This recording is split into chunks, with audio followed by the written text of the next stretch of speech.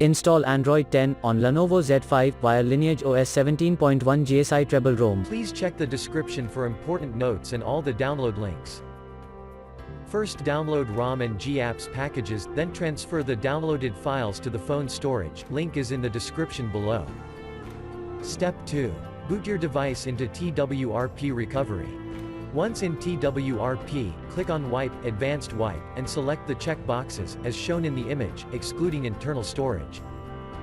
Step 4. Swipe the button to wipe the device. Step 5. Go back to the recovery main screen, and tap on the Install button. Step 6. Navigate to the storage, and select the ROM ZIP file. Step 7. Finally, swipe the button on the screen, to install ROM file. Step 8. Flash the GApps zip package, in the same manner.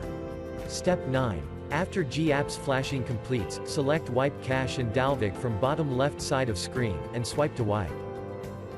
Step 10. When the flashing process is complete, hit Reboot System. That's it, you have successfully installed the ROM on your device.